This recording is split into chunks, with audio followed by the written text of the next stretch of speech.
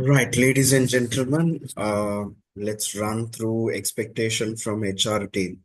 So when it comes to HR, we have two areas clubbed in together, which is administration and HR, program administration and people management. The number of people within the organization for HR is quite higher because we have clubbed the people management part as well as the administration part to it.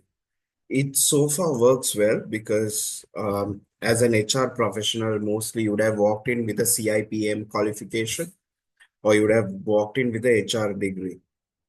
We prefer people with professional qualifications over university degree because it requires you to apply the practical side, whatever you have learned to the theory, and vice versa. You have learned some theory, you are trying to apply it.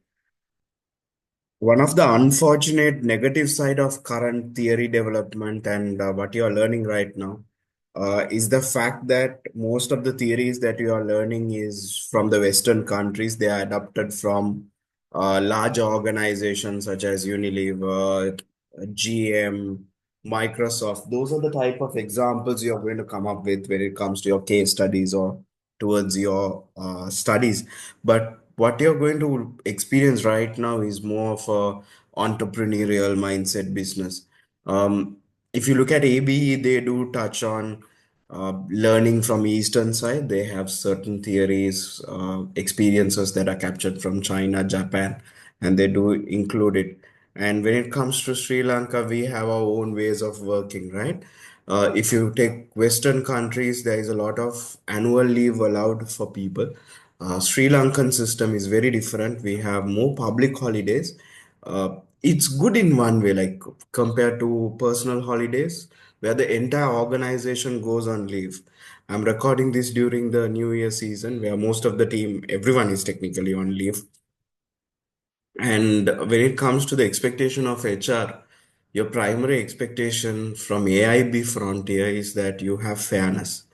Whatever policy that you develop, do consider that it's going to, AIB will try to push for more people, diverse people. So there is going to be, apart from the majority Sinhala speaking Buddhist community, there are people going to be from followers of Islam, Christianity, Hindus, any religion per se, and multiple languages, Tamil, Sinhala.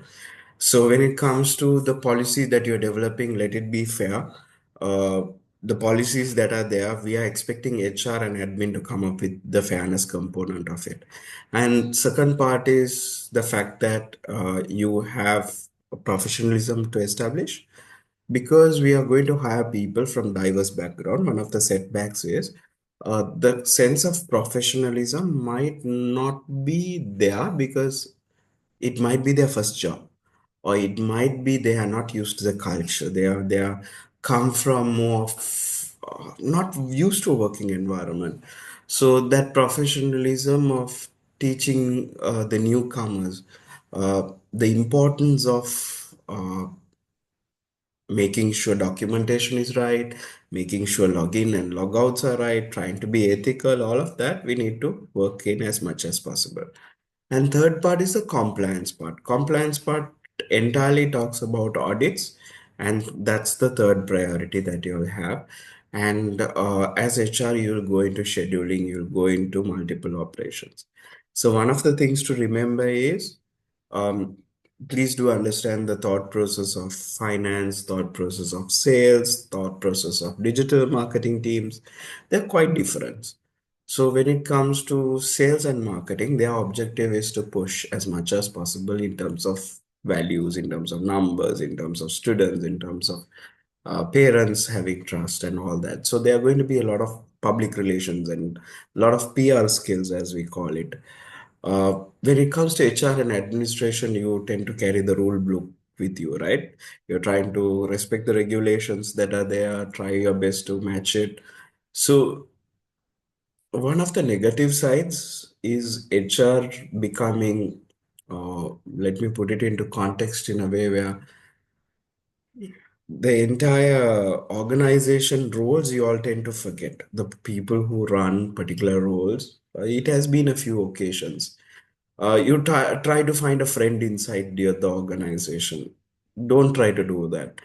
As HR, you are trying to maintain the rules, you're trying to maintain the fairness, you're trying to maintain the compliance, and so as much as possible, uh, be friendly. Being friendly and being friends are two different things. You can find your best friend in your school, in your campus, in your batchmate, in your club, societies. But when it comes to the workplace, there is a lot of professionalism that is maintained and required. So there are conflicting situations that as HR you will face, and you need to familiarize yourself. First one is GDPR regulation, which talks about privacy of employees, privacy of customer data, right? Because there is a tradition, if you take Asian countries, sometimes it's common that the parents are paying the school fees or the institution the course fees, so they are going to be interested about the student. Um, so there is a bit of a tricky situation. You need to understand the person of interest who the student is allowing to share. If the employer is sponsoring the program, then they have to have the is a form for it, and that needs to be filled. And then only as per GDPR, we can share the information with the employer as to the attendance and the release. So whatever information that you're going to get, play by the ear, but yes, rules have to be respected. And this is where HR becomes tricky. HR and admin wise, you will need to maintain a professional relationship. Same way, when it comes to embassies, they tend to contact us with regard to the student attendance and confirmation of a student status. So already SOPs are there, standard operating procedures, run through them. You will have a clear idea about how to tackle this entire situation. Third is conflict of interest. There is going to be conflict of interest if staff get into a relationship with the student. Sometimes elder sister is working in the organization. They might want to bring their younger brother or younger sister, family member into the organization to study. So in that time, conflict of interest forms have to be filled. You need to understand, yes, there is a Western perspective where the awarding body requires us to submit these conflict of interest forms. It's encouraged that if family members are there, yes, do bring them in. But there is that conflict of interest form that has to be filled in. But if it is a romantic relationship that is getting formed or any of these, there has to be transparency, and sometimes it is going to get frowned upon by the community if things are going to go in the wrong way, right? So, um, when it comes to Western principles, they do not allow for relationships to be, they do allow for relationships, but at least conflict of interest have to be shared. But when it comes to uh, relationships, they're pretty much making sure that unprofessionalism is not going on that pathway. Apart from that, friendships, that is something to take with a pinch of salt, because make sure that other employees are not leveraging you for information. So that's one thing that I have seen happen. Not only at AIB, at multiple organization, it can happen also, and it's a new beginner's diary. Sometimes some people might go into, abusing the friendship and trust that you're forming. So as HR, be aware this can happen for you, and be aware that you're not trying to get leveraged by it, right? So whatever is your personal story, keep it away from office. You don't have to share how your childhood was, who your relationships were, right? So keep it very personal to you. And when it comes to uh, the office life, yeah, it's 9 to 5 or whatever the timeline that you have. Give your best shot at it.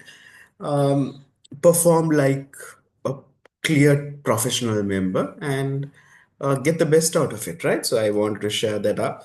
And how did you become eligible compared to others is, if you're walking into HR at AIB, you do have HND degree or master's levels, right? Uh, the recruitment team would have checked you up. Intention of the organization is to drive a good organization culture that is performance driven. If we drive something called, today Sri Lankan companies, mostly they're saying we have family oriented culture. But if you really look at it, it doesn't work in that way. Like if you take even multinational companies during COVID, they just kicked out people, 50%, 40% of the people. So when it comes to running an organization, emphasize it's a performance-oriented culture. You come, you work, you get your performance benefits, you walk away with your salary, your experience, whatever your goal is, right? So have it professional, make it professional.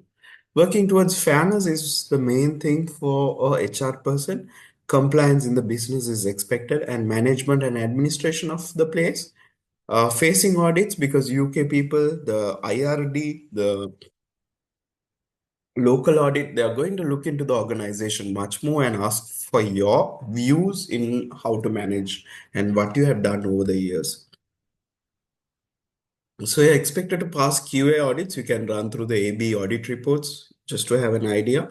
Annual audit check by these entities, management of people.